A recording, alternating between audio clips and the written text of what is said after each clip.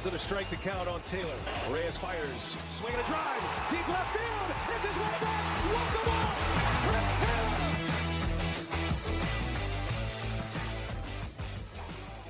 What's up, everybody? Welcome into DodgerHeads Live, presented by DodgerBlue.com, part of the Blue Wire Podcast Network. My name is Jeff Spiegel, joined tonight by Daniel Starkand. Daniel, sometimes a Friday night game against the Rockies goes exactly how a Friday night game against the Rockies is supposed to go. Good starting pitching from the Dodgers, great bullpen performance, 6 runs from the offense, and pretty smooth sailing, all things considered. Absolutely, and that's now 6 wins in a row, 10 out of 11, 14 out of 16. So we're really starting to see this team, rolling ever since, the trade deadline. All their pickups have made contributions. We saw that again tonight with Lance Lynn, another solid outing from him. So yeah, I mean, things are going well right now. Division lead is now up to 7.5 games. Giants lose tonight. So yeah, I mean, hard to complain about anything. Nothing really special to talk about tonight. Like, there was no homers, no big plays really, but just a good overall team win. Yeah, Dodgers have 11 hits in this one. Just 2 of them go for extra bases. Those were both doubles. So 9 singles, 3 walks. It felt like, I joked that this was going to be a kick in the nuts game, because it felt like they kept putting guys on and not scoring them. They have a runner thrown out in the second inning. They load the bases with nobody out in the third and score just 1 time. It felt like it was one of those, but it felt like, Daniel, by the end, they kind of got even. Profar just doesn't catch a fly ball to the outfield. It felt like they kind of, that luck came back around in the big inning that they end up having in the bottom of the 6th when they score 4 runs, and 6-1 at that point. And again, the bullpen kind of shut things down from there. Yeah, I know you needed a Freddie hit on that Profar error, but we'll take it. Like you said, a lot of the night, they were getting guys on, couldn't really score them. Another soft tossing lefty that gave the Dodgers some fits for a few innings there, but they're finally, were able to break through. And with the pitching staff doing what they did, striking out 16, only giving up, how many hits did they give up? 6. Only 6 hits. I mean, that's good enough to get the job done. Yeah, I mean, we're going to talk a lot about all of these elements. 4 relievers for the Dodgers combined to throw 4 innings, just 2 hits and 1 walk, with 7 strikeouts from those guys. And it's guys that, for the most part, you love to see kind of start to get going. Caleb Ferguson with a perfect inning. Alex Vesia, a perfect inning and 2 strikeouts. Even Yency Almonte, who gets 5 outs, does give up 3 base runners, gets 3 strikeouts, but looked pretty good. Although we are going to have to monitor post-game quotes, because he did leave this game with an injury midway through an at-bat. So hopefully just cramping or something like that from Almonte, nothing serious, because, again, I know the 5.06 ERA isn't getting anybody excited, but that's definitely a guy that you want to have in the bullpen come postseason time, if he can figure some stuff out. But Ryan Brazier able to shut the door there. So let's do a little play-by-play here and how we got to a place of a Dodgers 6-1 victory. Again, thank you to everybody joining us live on Facebook, on YouTube. We greatly appreciate it. Dodgers get things going in the second inning. Like I said, it looks like they're about to get things going, at least. Ahmed Rosario at third base. We keep being told how fast he is. James Outman puts a ball into center field that, from my eyes, I was like, no problem. That ball's plenty deep. You're not making the guy back up, but he's not charging in either. But incredible throw from Doyle, the center fielder from the Rockies. It felt like kind of a weird slide. Like, I didn't know exactly what Rosario was trying to do. He didn't feel like he didn't make life difficult on the catcher, I guess is the best way I could put it. But at the end of the day, incredible throw and incredible catch by the catcher in that one. So the Dodgers don't score in the second. In the third, they load the bases. Freddie Freeman singles to put them up 1-0. But this is when stuff started to get frustrating. Will Smith strikeout. We'll talk about him. Rosario, an infield pop out, and then Kike, a pop out. All of a sudden, it's 1-0, but it felt like, Daniel, at that moment, like, oh, come on. Are we going to do this again? Is this going to be a game we look back on and think, if only ... At that point, I was starting to think it. Yeah, and it's kind of what we were seeing kind of earlier in the season when the Dodgers were losing a lot of games like that, where they have no problem getting guys on. Guys are working walks, they're getting base hits, and they just couldn't come through in a big situation. You mentioned Rosario getting thrown out. That was a rally killer there. They didn't end up being, and then on the Freddie ball that was dropped later in the game. They only scored 1 run there, so it just felt like they had a lot of traffic on the bases but couldn't get them in. But credit to them, they were taking good at bats, like all night. The umpire was not great for either side, to be quite honest. That's been a theme, but yeah, it was frustrating early, but it was good to see them kind of break through in the later innings. Yeah. Now the world, we appreciate the super chat. This team is really starting to feel special. Daniel, you and I were on a text thread kind of talking about this. You just mentioned 14 out of 16. They've won 10 of their last 11 now. And the 11th was they had a 2-run lead in the 8th inning and handed the ball to 2 of, guys that you expect to be able to hold the lead and hand it to your closer. And they couldn't. Otherwise, we'd be talking about 11 victories in a row for the Dodgers. But it does feel like something clicked. Do you think it's the trade deadline, Daniel? It seems obvious. You're looking at Kike and Rosario and Lance Lynn and Joe Kelly and Ryan Yarbrough. All 5 of them have not only just been like neutral to positive additions, they've all been incredible in the roles that they've been asked to play. It does feel like there's a different energy and momentum with this team over the last couple of weeks. Yeah. It's easy to see. The chemistry is great. We all know they got their celebrations down, and they all seem to be really close. And then guys are performing on the field. Whether it be the trade deadline acquisitions, all the guys who came in with negative wars have definitely positively impacted the team. Mookie and Freddie are obviously rolling right now, and other guys, when you look up and down the lineup, guys are just producing.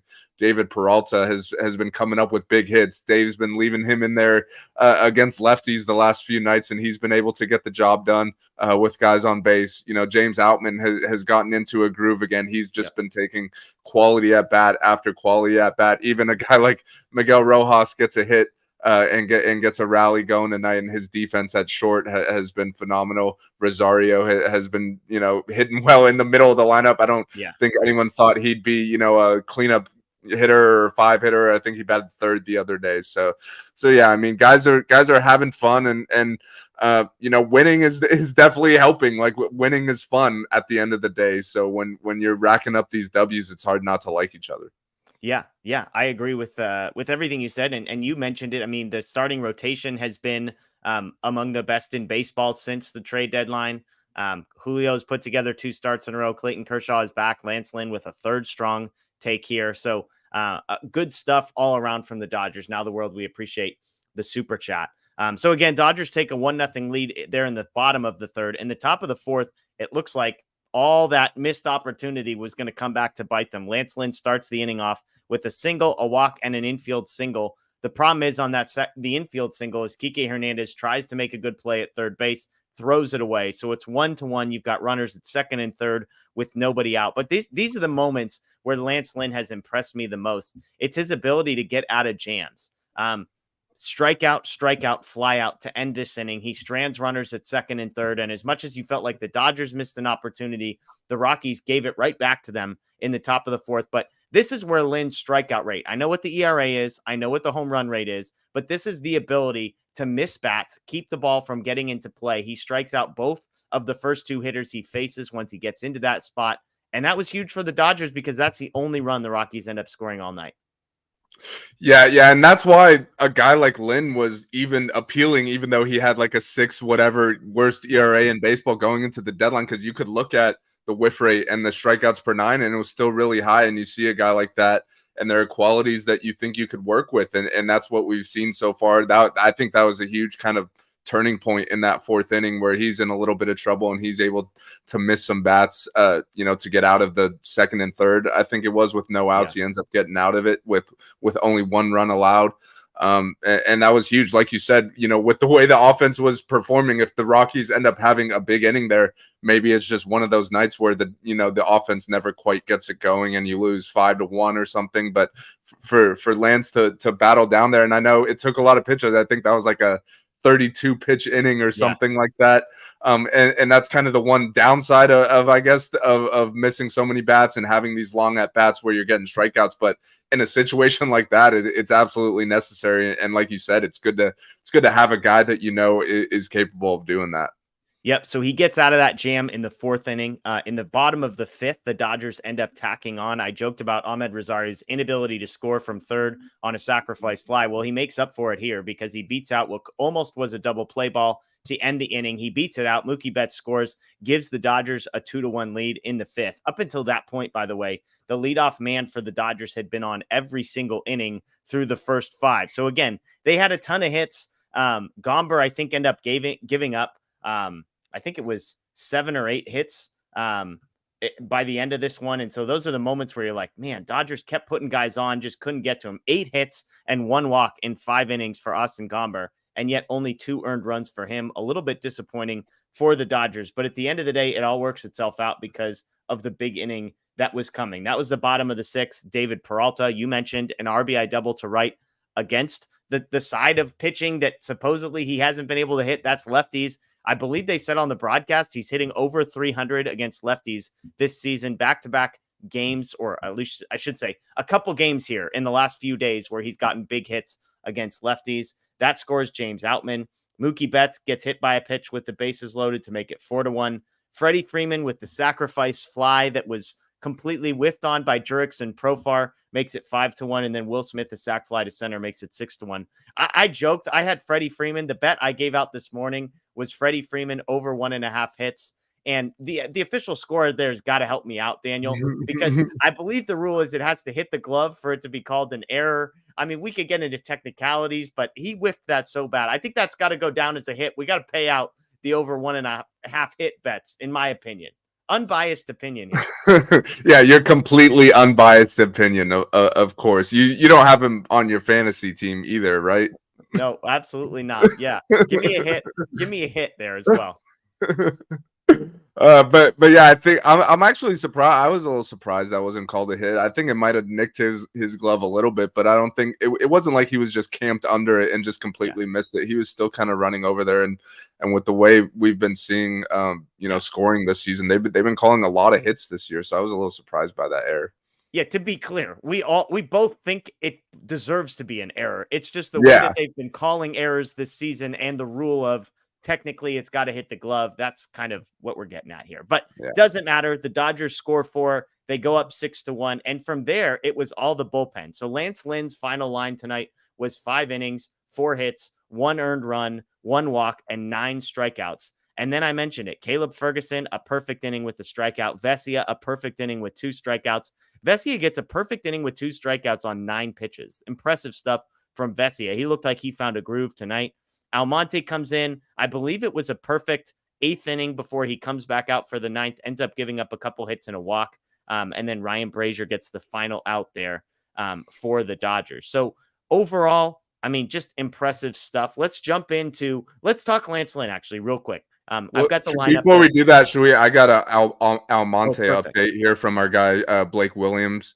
He tweeted 10 minutes ago, Yency Almonte is dealing with a right knee injury. Robert said it wouldn't surprise him if it requires an IL stint, but they aren't sure yet. So, I mean, is there a scenario where a right knee injury doesn't result in an IL stint? I mean, I'd hope they'd be cautious. I mean, we're sitting here on August 11th. You obviously want him healthy for the stretch run. So, yeah, I would imagine he'll go on the IL. They'll get a fresh arm in there, but hopefully it's nothing, too serious. It looked like he was able to, walk off the mound back to the dugout, and it wasn't like he was being carried off or anything. But yeah, something to monitor moving forward. Yeah, real quick, accounting stuff here. Am I Old points out Lance Lynn did not get charged with the earned run. You're right. So it was 5 innings, 4 hits, 0 earned runs for Lance Lynn, helping him out even more. But I mean, that Almonte news, just to stay on that for a second. I know Almonte hasn't been great. Again, the ERA is over 5. That still feels like, it's not a season. It's not like, oh my goodness, the Dodgers playoff chances just dropped dramatically, but it's just kind of a bummer because it feels like he's one of the few relievers they had out there that if they could get him back to his best. I mean, he had a stretch at one point where it was like 14 straight scoreless appearances in the last couple of months. When he's at his best, he's the type of guy that you trust in the highest of leverage situations. I mean, the first pitch he threw tonight was like a 2-seamer that was absolutely disgusting under the bat of the right-handed hitter. So that, again, I'm not saying it's a massive deal that Yency Almonte might be missing some time, but I'd put it in the basket of it's not ideal.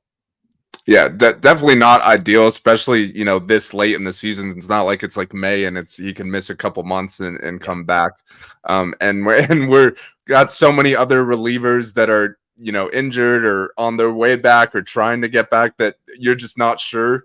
There's a lot of uncertainty there. So yeah, hoping for the best for Yancey. Hopefully it's just a couple week thing and he's back out there. Yeah, I'd be curious to see what the Dodgers would do with that roster spot if Almonte does go to the injured list. Some people in the chat mentioning Emmett Sheehan could get brought up quickly because of the IL stint. Is an option. Ryan Pepio seems to be built up enough. He could be an option if they wanted to. I mean, but they don't really have anywhere to bring those guys up to as far as starting spots. So they would be coming up to be relievers would be the issue. Brian Hudson, Victor Gonzalez are guys that were just recently up. Both those guys are lefties, so I don't know if you would want to bring another lefty if you care that much. Gavin Stone, another option. So Stone, Sheehan, Pepio, Hudson, and Gonzalez are the 5 pitchers they've got in the minors. Do you think it's Emmett Sheehan and he just sort of transitions into a bullpen role from here on out? I don't know. Has Dave Roberts really said anything regarding that? I would imagine they optioned him to AAA to continue starting just because you never know when an injury is going to happen and you need to have, an arm. So I would imagine it's probably not going to be Sheehan. I would think it would be one of the 2 lefties, Gonzalez or Hudson, just because, like you said, they don't have an opening in the rotation, and I don't think they necessarily want to just use their starting depth, in a bullpen role at the moment, just because like I was saying, you never know when an injury is going to happen, and you're going to need a guy like Sheehan to come up and make a start. So I would think you'd want him in AAA to continue starting. Pepio's been starting down there too. I don't know how he's done his last couple starts, but I don't know if he's going to a bullpen role either. So it'll probably be Gonzalez or Hudson, just to come in and take over Yancey's role of not necessarily a high leverage guy, medium type leverage, Yeah. I'll be curious to see. Let's see. Pepio, he's made 2 appearances in August. Yeah, 8 innings, 3 earned runs for Pepio in those 2 starts, 7 strikeouts, 8 hits, 3 walks. So, not the most amazing. He August 6th was his last one. So I actually wonder if they're playing today, they might be he might be on the mound tonight for Oklahoma City. But I mean, for you, Daniel, like if those guys are going to be bullpen arms for the postseason, at what point do you start to make that transition for guys like Pepio, for guys like Sheehan? I would think in the month of September, you could start to kind of do that. You'll add an extra couple roster spots. So you could have, a guy who's more in that, long man role in the bullpen. But I just think right now there's too much season left. There's still a lot of uncertainties in the rotation. I know they've been performing better the last couple of weeks, and that's great to see. But there's still an injury away from needing Sheehan and 2 injuries away from Pepio, potentially being right behind him. So yeah, I mean, Kershaw came back last night and looked great, but I don't think anyone could say with confidence that he's going to make every start the rest of the way by any means. So I think you start thinking about that stuff in September, but right now I think you'd need those guys still stretched out. Yeah, I see some people in the chat asking about Shelby Miller. There's an article up on DodgerBlue.com breaking down the latest on him. He's been out since mid-June with what turned out to be a herniated disc in his neck. So a pretty big deal, according to him. He began a rehab assignment on August 5th, has thrown 2 scoreless innings over 2 appearances 4 days apart. So will likely join AAA Oklahoma City, is what the article said, before returning to the bullpen. He's not actually eligible to be activated until August 20th because that's the 60-day IL.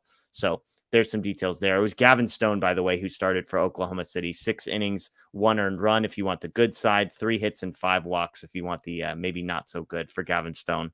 But it'd be interesting to see what the Dodgers do with that spot because they are both lefties. I don't know how much the Dodgers care about that, if having a third lefty in the bullpen is not something they want, or if it's something they're fine with temporarily until a guy like, Shelby Miller could potentially be back in, I guess, 9 days from today. Let's go back to Lance Lynn real quick. I'll correct my stat here. 5 innings, 0 earned runs, 1 unearned run for Lance Lynn. Looking at his Savant page, 38% whiff rate, 18 whiffs on 48 pitches. And again, what amazes me is it's on everything. 33% whiff rate on his fastball, 36% whiff rate on the slider, 50% whiff rate on the curveball, 50% whiff rate on the cutter. Everything he throws, I don't understand. I mean, it's one of these guys I watch. The four-seam fastball is averaging like 93 miles an hour. The sinker's averaging like 92 miles an hour. And yet he's blown it right past people. But the key to me, Daniel, was the breaking ball. It was nasty tonight. I don't know what the Dodgers have done to it, but it was following the same plane as his fastball. And then right at the last second, felt like it was falling off the table. Yeah, but that's the type of stuff that the Dodgers see when they go and make a trade at the deadline, and everyone says, what are they doing? That guy has the worst ERA in baseball, but they see stuff that they could tweak with his pitch mix, with his mechanics, and so far it's worked. I mean, the guy's 3-0 in 3 starts, like you said, getting a ton of whiffs tonight. And that's part of why he only went 5 innings. The pitch count was high. He had that 4th inning where he threw 32 pitches. But we sat here for most of the year saying if we could get 5 innings out of these starters, like we'll absolutely take that. So I don't think we're in a position to complain at all about only getting 5 from Lance tonight. We'll take that. The bullpen looked great behind him. So that was all that was needed. So I'm really liking what I'm seeing from him. Like you said, he's commanding all of his pitches really well right now. The fastball's not overpowering, but it gets whiffs somehow, and the off speed's playing off it. So, this could be looking like one of the biggest steals of the deadline. I know a lot of people were upset that they gave up, Nick Nastrini, who's a pretty good prospect, but with how much help this rotation needed, it's looking like a steal at the moment. Yeah, real quick to just tack on to the NC piece. He said his cleat got caught on his release and felt like his knee hyperextended. He doesn't think it's anything major, maybe a sprain. They'll see tomorrow. I mean, a sprain, I would say, is pretty major. Anything with your knee is major, I guess, is the point. But to bring it back to Lynn, I mean, I don't know what more the Dodgers could have possibly asked for out of a guy in his first 3 starts. And you could sit here and tell me, oh, look who he's pitched against, whatever. 18 innings in 3 starts. He's allowed 4 earned runs. He struck out 1 million guys, swing and miss. And there's just something about, like, he has a confidence to him that even when he gets into tough spots, again, it just feels like, I know a lot of people don't trust Tony Gonsolin in those spots. Maybe it's hard to trust the rookies in those spots. There is just something about a guy who's been through the wars. Scott Gearman might say he's got a little bit of grit to him, you could even say, but to your point, it's a steal. The Dodgers couldn't have asked for anything more. The real question for me, Daniel, the question I'm going to ask you is, are you buying this as, not 1.0 ERA Lance Lynn or whatever, right, but are you buying a guy who can give you 6 innings? Like I joked 6 innings, 4 earned, and the Dodgers would be happy. I might need to amend that to like 6 innings, 2 earned is the new expectation for Lance Lynn. But I mean, realistically, can he be a 3.00 ERA guy and striking out 8 or 9 every time out there? Are you buying that as a real possibility? I'm absolutely buying it, just because we've seen it so many times out of the Dodgers where they bring in these guys who have had success at one point or another in their career, maybe not recently, and they're able to, repair them and make them, quality starting pitchers again. We've seen it with pitchers that have had way worse careers than Lance Lynn. I'll tell you that. Like Lance, I know he hasn't been good this year, but if you look at the last few years, like Lance has been a really good pitcher, and he's always been a guy that eats a ton of innings. Like even if he's given up a few runs, he's going to give you 5, 6, maybe even 7 innings every start. And we're saying all year that's what this rotation needs. So I'm buying it. Like you said, I'm not expecting him to throw up zeros every outing and win every single start, but I definitely think he's a guy that you could give the ball to in a postseason game, knowing he has that experience. He's been there before. So yeah, I'm definitely buying it. Yeah, I'm with you. Again, I think the broadcast was talking. I mean, we're 2 years removed from this guy being like a top 3 Cy Young guy. He hasn't really been a fluke. I mean, like he's probably had more good moments than he's had bad moments in his major league career, especially over the past 5 or 6 seasons. And so nice to see the Dodgers getting a guy who is, I mean, literally in a lab what they needed. Hey, Lance, we need somebody who every 5 days gives us 6 innings. You got it. We need somebody who could strike some people out. You got it. We need somebody who can just be a reliable guy. And he's all of those things so far. Hopefully for the Dodgers, it continues. Let's move on to a segment we do every time we do one of these post-game show. Let's talk players of the game. We do a little podium here. First, second, and third place. Tonight's an interesting one. Most of the time, it's like, well, duh, it's going to be this guy. And then we fight for second and third. Tonight, I feel like you could make a case for a bunch of people. Folks in the chat, please throw your first, second, and third names on there, and we will get those up on the screen as we talk about this. Let me run through the box score as we go. A bunch of guys for the Dodgers who reached base a few times. Mookie Betts, 2 for 3, a double, and a walk for him. You've got Freddie Freeman, who led the team with a pair of RBIs, 1 for 4 with an asterisk over the 1. Should have been 2. Official score killing us over here. Will Smith, the only guy without a hit. We can talk about him in a little bit. Somebody remind me in the questions, and we can get to his struggles. Rosario, Hernandez, both a hit. James Outman, 1 for 2 with 2 walks, so 3 times reach base for him. Chris Taylor, 2 for 4. Not exactly the most convincing 2 hits you'll ever see, but it's 2 line drives in the box score. David Peralta, 2 for 4, the key RBI, and even Miguel Rojas, 1 for 3. Lance Lynn, we mentioned, 5 innings, 4 hits, no earned runs, 1 walk, 9 strikeouts, and then the bullpen gives you 4 innings, 2 hits, 1 walk, and 7 strikeouts. So, Daniel, I'll let you go first. Give me your top spot, the gold medal player of the game for you. This might be a little surprising, but I'm going to go David Peralta as my gold medalist. I think he had probably the biggest hit of the night. He has that double in the left-on-left matchup in that 6th inning that kind of started the rally that broke the game open. So I'm going to go with him. He had 2 hits. I mean, no one else really stands out. So yeah, he's my gold medalist.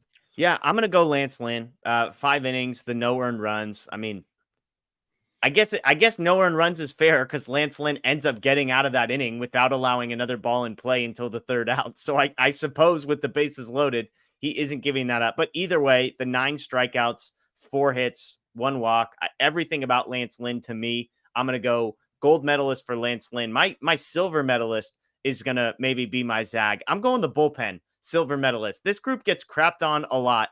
Caleb Ferguson has struggled of late. Last outing was good. Month and a half before that, not good. He looked great tonight. Alex Vesia looked great tonight. Those are 2 guys that if you get dialed in, if you get performances, anything close to what we saw tonight, all of a sudden, those are elite back of the bullpen weapon. So good to see that. Brazier comes in with basically no warm-up and gets out of it. So I'm going bullpen silver medalist, and then I'll go David Peralta in that bronze spot for me.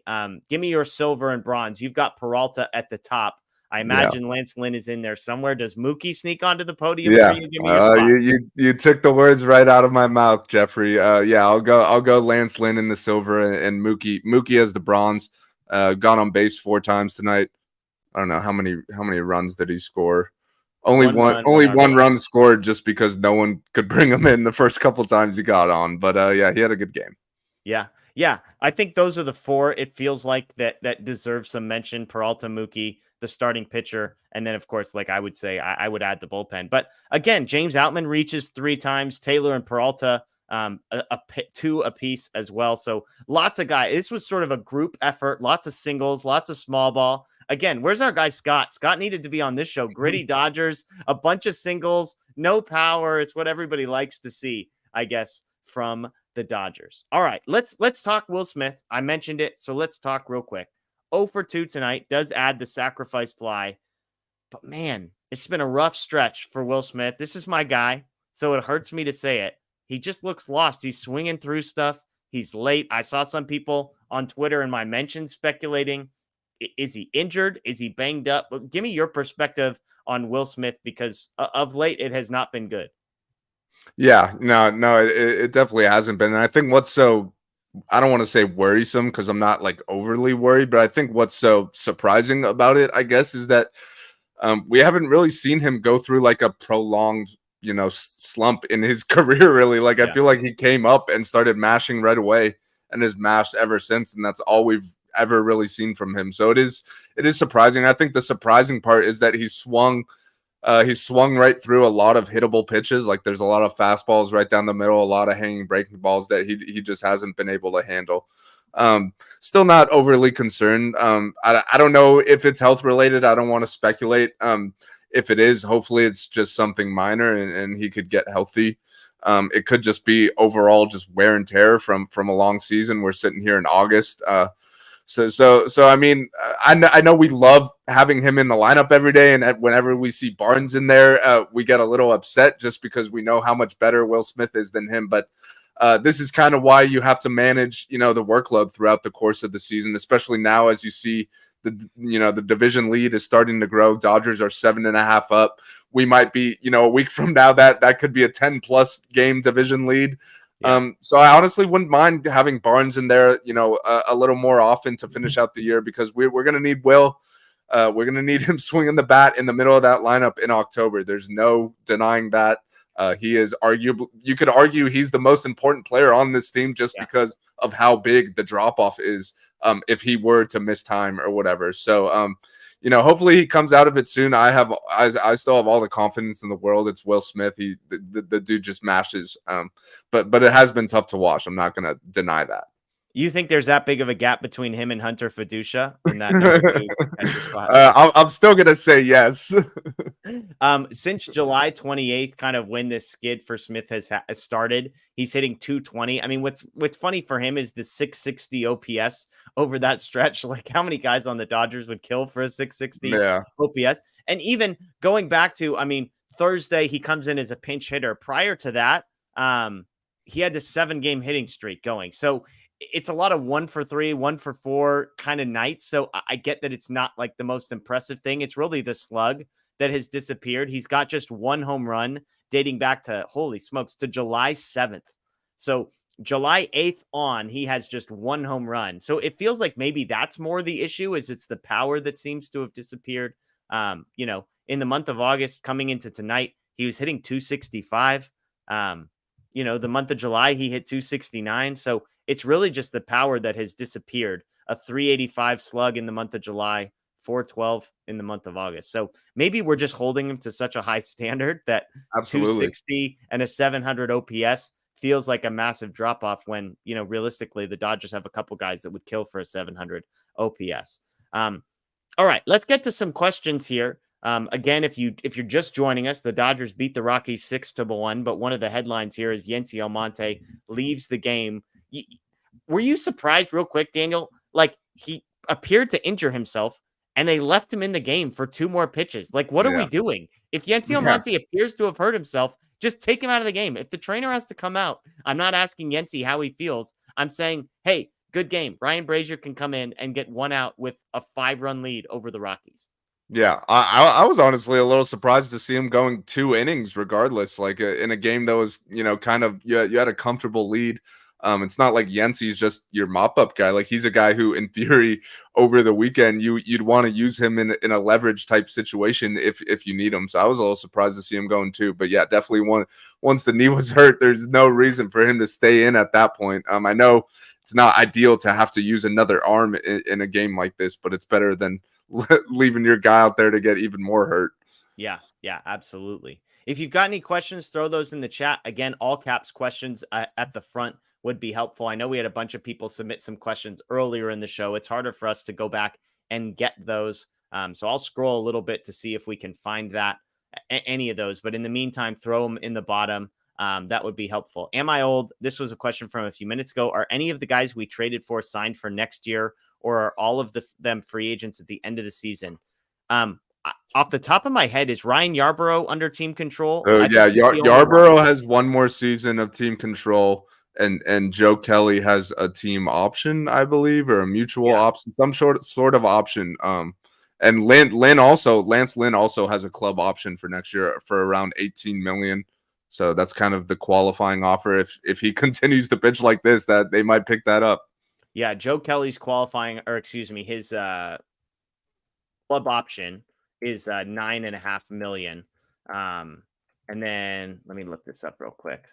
Lance Lynn, you mentioned club option for $18 million. Yeah, I mean, look, if he keeps pitching the way that he's pitching right now, the Dodgers are probably seriously going to consider, because I don't think they can can they offer Lance Lynn the qualifying offer based on when they traded for him? No one that was traded could be offered the qualifying offer. So they Okay. can't. The only Julio is probably going to get the qualifying offer, but I think he would be the only one. Yeah, and Yarbrough has one more year of arbitration, so he made $3 million this year. So that'll be again a guy that I could see them. Yeah, they'll probably keep him around. It's cheap. He's a guy they like where he could start or come out of the bullpen or whatever. So, and he's pitched well too. So all the guys that have come over have done well to this point. Interesting question here from Roy. Will the 2-year mandatory military requirement have an impact on our young Korean pitching signing? Obviously, Daniel and I are not the people to acknowledge this. I will say I've spent some time in Korea, know a number of people that have had to navigate this kind of thing. There are usually ways around this, feels like the wrong way of putting it, but for a country that loves baseball as much as Korea does, I think there's typically sort of exceptions that can be made. There's also exceptions for people that are abroad, I know as well. And so I would imagine that that's not going to be an issue. I mean, it hasn't been an issue for any of the other Korean players who have come over. So I think that's the short version there. Noah wants to know, do you believe Vargas and Thompson leaving was when the team started feeling better? Especially Thompson, since he was always up against lefties and feeling. Thompson has been gone for like months and months and months. So I don't think that has anything to do with it. I think it's the trade deadline, and it's the guys who came in way more than it's the guys who left. Yeah, I agree with that. I'm not gonna put the blame on those guys. Those are, by all accounts, those are two very good human beings. Even if they weren't necessarily performing on the baseball field, still beloved in the clubhouse. So no. Yeah. David wants to know, any word on Walker Buehler? Yes. If you go on our YouTube page, we have a major update that you can find from a few days ago on Blake Trinan, all sorts of people. But the short version is, he's ahead of the schedule that most people had for him. He is not ahead of his own schedule of September 1st being his comeback date, but it does feel like there's a lot of optimism that he will be back, maybe sometime middle of September. So that's kind of where we're at. He set September 1st as a target date, but it's not expected to be ready by September 1st. But still to be determined. Are they going to build him up as a starter? Are they going to try and get him in like a 2 to 3 inning role, or is it going to be strictly as a reliever? I think all those things are still on the table. Do you think the performance of the Dodgers rotation will impact that at all, Daniel? Like if Kershaw pitches well, if Julio starts to find himself, if Lance Lynn keeps pitching well, and if, either Bobby Miller or Tony Gonsolin or somebody can give them sort of a number 4 starter, do you think that impacts the Dodgers, or do they just try and stretch him out no matter what? I think they'll try and stretch him out no matter what, just because it's a lot easier to pull back than to stretch a guy out. And you never know, like, when an injury could come. It could come in the last week of the regular season. It could come in the NLDS. It could come in the NLCS. Like anything could happen at any time. So ideally, you'd like to have him built up, and if he's not throwing as much, so be it. But if you need him, it's good to have. I have a hard time seeing him, like, even when he's fully built up, I have a hard time seeing him going more than maybe 4 or 5 innings. I don't think he's ever, he's going to be throwing 110 pitch, 7 inning outings, but anything they get from him would be great. It's just good to see that A, he's healthy. It's obviously a very serious surgery that he's coming back from. And B, it's good to see that there's actually a legit chance that he could pitch, because like you said, he's been saying September 1st all along, but he's a very ambitious guy, and that's why we love him, obviously. But it's they're gonna take it slow. Yeah. All right. A few more questions here. This one from Craig's on a tee for you and I, Daniel. Did you think the Dodgers would be this far in front of the Padres? Padres and Arizona both collapsed. I'll let you. We both made some bold predictions. Yours in preseason, mine at the All-Star break. So I'll let you go first. I'll say a little surprised that it kind of happened this quick within the last 3 weeks or whatever. But like Jeff said, we're actually talking about our bold prediction video from the beginning of the season, and one of my bold predictions was that the Dodgers would win this division by eight or more games. We're sitting here August 11th. They're 7.5 up, so they're almost there. So I'm not superly surprised. The Padres, that's kind of that's kind of what they do at this point. We've seen it year after year. They always underperform, even though they got all that talent. And Arizona, they were a fun young story, but I never really fully bought into them as being a legit contender right now. In a couple years, they're going to be a problem to deal with, but I still think they're a few pieces short right now. So I'm not totally surprised. Yeah, and in my second half predictions video, I said at the time, I can't remember how many games up at the deadline they were, maybe a couple, but I said six or more games they win the division by. Again, I didn't know if it would happen this quickly, and it continues to grow. Arizona is in like a historic fall apart situation, and the Giants are nipping at their heels in that department, but. We both thought they would win comfortably, but I agree. I didn't expect it to come this quickly. Thunderpants, do you think Gonsolin figures things out before the playoffs? It was funny. We posted a video today, and somebody in the comments was crushing me for having optimism that Gonsolin would ever be able to figure it out. I'm like, we do know this is the guy who had like a 2-something ERA and 25 starts literally last season. So his career ERA is 3-something. He's been really good for a much larger sample size than this season. Even the FIP, if you want to go that route and look at the metrics, has been very good for Tony Gonsolin over the course of his career. All that said, I have not seen anything from Tony Gonsolin that gives me confidence he's going to be able to bounce back. So while I believe it's in there somewhere, I got to see something change dramatically before I really believe he's going to be able to flip that switch. Yeah. And my thing, I don't think it's a talent issue with Gonsolin. I just don't really think he's healthy. And Dave Roberts has kind of been hinting at that all year, how he doesn't, bounce back from outings. Like they're not going to come out and they're not saying what he's dealing with or what the issue is. But I think it's been pretty clear for a while now that he's not necessarily 100%. So, credit for him for continuing to take the ball every fifth day and giving the team innings. But I'm not expecting the Gonsolin that went 15-1 last year to be back anytime soon. Yeah, I with you. Kobe wants to know any words of Michael Busch getting called back up. His stats in Oklahoma City are insane. Wait, I'm getting word Michael Busch just hit another home run. Yet another home run in AAA. Yeah, so I believe he's at 10 home runs in his last 17 games for Michael Busch. He has something like 17 home runs since July 1st. Every number with Michael Busch is ridiculous. Yes, it's AAA, all of that. The problem is there's nowhere for him to go unless JD Martinez, who has missed like 6 of the last 7 games or whatever the number is, just goes on the injured list. You're 7.5 up in the division. Just put JD Martinez on the injured list. Let Michael Busch come up and hit. Boost his stock if you want to trade the guy. Let him just continue to mash, but do it at the major league level. Give him some serious run. Who knows? I mean, come postseason time, I know they can't really do anything with Chris Taylor in the regular season because of his contract. They can't just send him down or something like that. But I don't think it's crazy to assume that Michael Busch would be a better option than him come postseason time. You've got Kike and Rosario who kind of have the versatility to cover all the positions you used to need Chris Taylor to cover. David Peralta's hitting lefties, so you don't necessarily aren't dying for. I would rather have David Peralta in against a lefty than I would Chris Taylor right now. So I think there's a chance for him to try and sneak on to the postseason roster, but at first he's got to be able to do it at the major league level. So I'm not expecting him to get called back up unless JD goes on the injured list. I just wish they would do it. Let JD take his time and recover and heal and see if Michael Busch can actually let this translate to the major league level. Yeah, I don't know what there is left to say at this point. We see him mashing in AAA, and it's been happening for months, and there's been certain circumstances where they could have given him a chance. Miguel Vargas was struggling for a very long time. They never gave Busch a chance. JD's been hurt on and off for the last 3 weeks. They're choosing to just keep him on the bench instead of just giving him a couple weeks to get fully healthy. So I don't know what it is. I don't know what more he has to do. I feel bad for the guy at this point. Like he's 25 years old. It's not like he's 21 years old and still has a ton of developing to do. Like he's basically in the prime of his career at this point. So I don't know what else he has to do. I'd like to just see him just get a shot just so we know, like, is he a guy who's really good at AAA and can't really hack it at the majors, or is he just going to hit all these homers at the major league level, which obviously would help the Dodgers win. So I'd like to just see him get a chance, but I think we're past the point of expecting that to actually happen.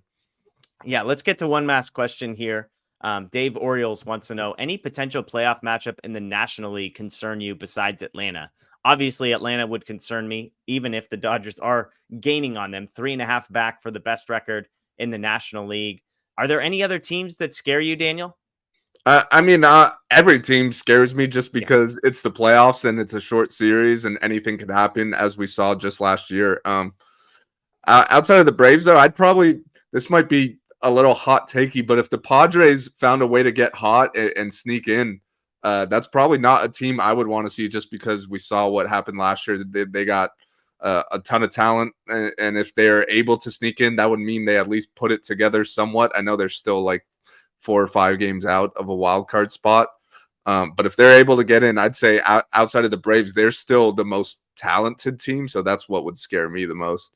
Yeah, a team that Blake mentioned on our show the other day talking about the NLDS schedule was Milwaukee. And only because if it's the NLDS and you only need 3 pitchers and you've got to face, Woodruff is back, just made another start there. And obviously Corbin Burns, if you had to see those guys 4 times in a 5-game series, I wouldn't love to see that. So that's another team. But yeah, I mean, the bottom line is I don't want to see anybody in a playoff matchup. Like anybody can beat anybody in a 5-game series. So that's the hard part there. So there you have it. Braves scare us. I'm with you. I mean, anytime it's like Padres or Giants scare me, because losing to them is just like getting kicked in the nuts. So like, I'd rather face whatever. People hate me for saying that, but like, it's like, let's just put it this way. I don't want to face the Giants or the Padres. I'll leave it there and save my hot take so Matt Moreno doesn't clip me saying anything stupid tonight. Although my Lance Cy Young video, maybe we need to bring that one back out, as some people pointed out. So there you go, folks. That'll do it. Dodgers win 6-1 tonight over the Rockies. Lance Lynn, an impressive start for him. Dodgers offense, again, no long balls, just 2 doubles, but tons of hits. Everybody in the lineup except for Will Smith with a hit. Will Smith did get a sac fly, so kudos to him for that one. James Outman, Mookie Betts both reach 3 times. The bullpen looks good, but the only downside to tonight was Yency Almonte's health, so something to keep an eye on there. As always, check out DodgerBlue.com for the latest. Dodger Blue 1958 right here on YouTube. If you missed it, all of the Fernando Valenzuela coverage is on our YouTube page. So once we are done with this show, go check that out. Tons of great content. There's a Fernando Valenzuela themed drone show that's happening as we speak. We'll have video of that up on our YouTube page as well. So tons of content there. And then, of course, Yency Almonte, as soon as there is news about that, make sure you're following Dodger Blue 1958 on Twitter and Instagram, because that news, we'll have it for you first.